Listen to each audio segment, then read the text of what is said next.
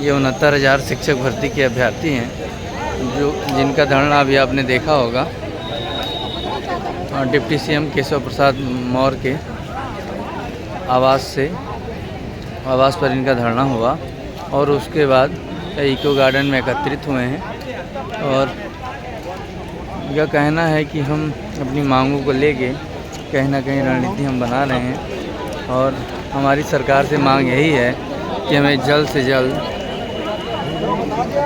जियो जारी किया जाए, लिस्ट जारी किया जाए। आज आप लोग घेराव के हम लोग माननीय मुख्यमंत्री आवास का घेराव करने वाले थे, लेकिन ये हुआ कि मुख्यमंत्री जी हमारे सूबे के मुखिया हैं, हम गोरखपुर से आए हुए हैं। मैं उनका बहुत सम्मान किया हूँ कि डायरेक्ट मैं मुख्यमंत्री जी से बात न रखूँ, पहले तो उनसे छोटे स्तर पर जो डिप्टी सीएम केशव प्रसाद जी हैं, पहले उनसे बात रखा जाए, क्योंकि डायरेक्ट पिताजी के पास जाना ये उचित नहीं है। तो अब बाप के पास जाने के लिए अब कोई रणनीति बनाना पड़ेगा संवैधानिक तरीके से, जो नियम कानून है उस कानून के तहत। अच्छा, क्या आज का धरना आपका संवैधानिक रहा? जैसे प्रशासन का कहना था कि धरना स्थल नहीं है, इको गार्डन है, आप इको गार्डन जाइए। देखिए, आप कहीं आप लोग की नोकझोंक भी हुई पुलिस प्रशासन और अभ्यर्थियों की। देखिए, पुलिस प्रशासन का इसमें कोई दोष नहीं है। पुलिस प्रशासन को जब ऊपर से जब आदेश आ जाता है तो वो रह करके अपराधी बन जाते हैं, रह करके अपने अंदर की सारी मानवता को खो देते हैं। तो इसलिए उनको हमें कह सकते हैं कि उनको हम दोषी नहीं मान सकते। ऊपर के आदेशों का पालन करना होता है, जिसके तहत पुलिस करती है, क्योंकि ऊपर के आदेश ना हो तो पुलिस हम लोग को नहीं कुछ करेगी। तो कहीं न कहीं ये कौन है जो लोग आदेश दे रहे हैं? ये वो लोग हैं जो भ्रष्ट अधिकारी हैं, जो घोटाला अधिकारी हैं, तो घोटाला को खा गए, खाने के बाद पचाने की बात आ रही है। अगर कोई अजगर कोई चीज घोंट लेगा तो घोंटने बाद उसको पचाना सबसे गड़ी अधिकारी को आप अजगर से तुलना कर दे रहे हैं। बिल्कुल, अब घोंट लिए हैं सब अधिकारी, अब कैसे उगलेंगे तो लोग देख जाएंगे, अब पचाएंगे तो पच पाएगा नहीं। समस्या इस बात का सरकार का तलवार यहीं पर आकर गर्दन पर लटकी हुई है। इसलिए लटकी हुई है कि अब ये जो खा लिया है उगलेगा तब भी दिखाई देगा, अब पचाएगा तो ईंटा लोहा पचा पाएगा नहीं। अब सरकार फंसी हुई है कि अब करें तो क्या करें 6800 के साथ, अन्यथा अब तक हम लोग विद्यालय में चले गए होते।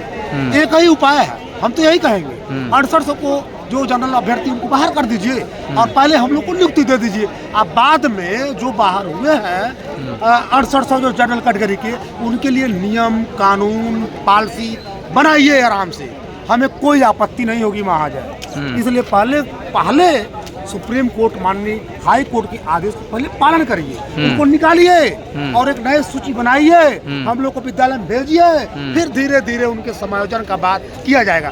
जैसे मैं बताता हूँ, जैसे 4 साल तक सड़कों पर आकर के लाठी मुड़ा डंडा सब कुछ झेले हैं ना, कपड़ा फाड़ा गया, टेट और सुपर टेट की परीक्षा पास की है, बिल्कुल, तब मैं बोल रहा हूँ।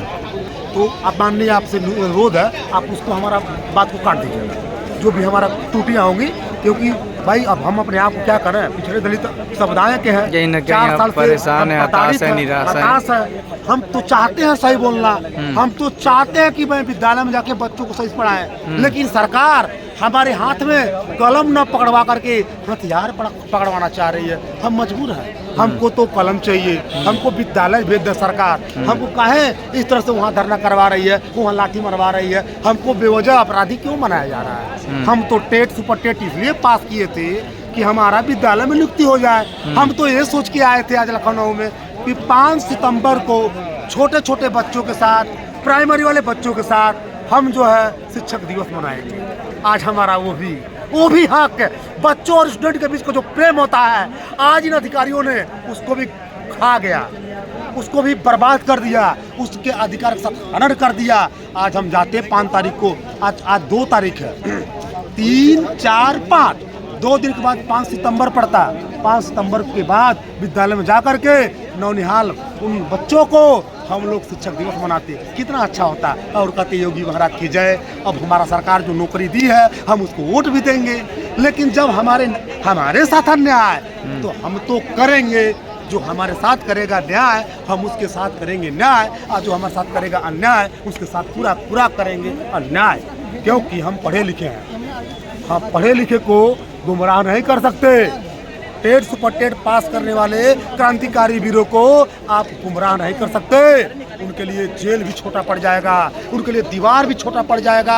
आप कुछ भी लगा लो, पुलिस प्रशासन बुला लो, लेकिन हम न्याय की बात करेंगे। और न्याय का बात मानना, नियम का बात मानना, बाबा भीमराव अम्बेडकर का कानून को मानना। अगर ये गलत है तो ऐसी गलती मैं बार बार करूंगा।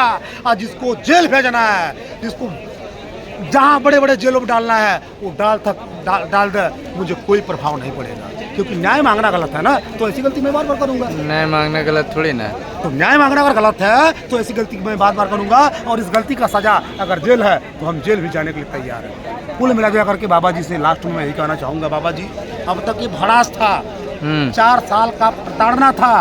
आप बाबा जी हैं, योगी महाराज हैं। आप योग मुद्रा में आकर के ध्यान केंद्रित कर करके जरा सोचिए, ये पिछड़े दलित SC ST जो 4 साल से रोड पर लाठियां खाएं, वो उनकी दर्द को जरा समझिए महाराज। आप थोड़ा सा 10 मिनट 20 मिनट मेडिटेशन करके देखिए, आपको साफ साफ दिखाई दे देगा दूध का दूध और पानी का पानी। और हम लोग को विद्यालय भेजने का कार्यक्रम महाराज, हमारे आप दुश्मन नहीं है। हमने, हमारा पूरा परिवार आपको ऑटो से सींचा है, तो मेरा परिवार तो हक मांगेगा ना, आप ही सुन मांगेगा।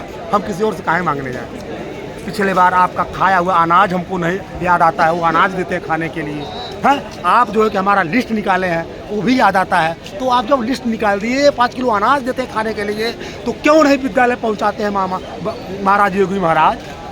तो आप हमें विद्यालय पहुंचा दीजिए, फिर अपने सिस्टम में आप जो करिए, आपको हम मना नहीं करेंगे। हमारा सिस्टम सुधार दीजिए। जय हिंद, जय भारत। ये 69,000 शिक्षक भर्ती के अभ्यर्थी थे, कहीं ना कहीं हताश, निराश, और इनकी पीड़ा जो इन्होंने अपने भाव में व्यक्त किया। तमाम अभ्यर्थी हैं, जो ग्रुप मीटिंग भी चल रही है, और इनका एक ही मांग है कि जल्द से जल्द हमारी लिस्ट को जारी किया जाए। आप हमारे साथ इसी तरह बने रहिएगा। जन विकास मीडिया। जय हिंद, जय भारत।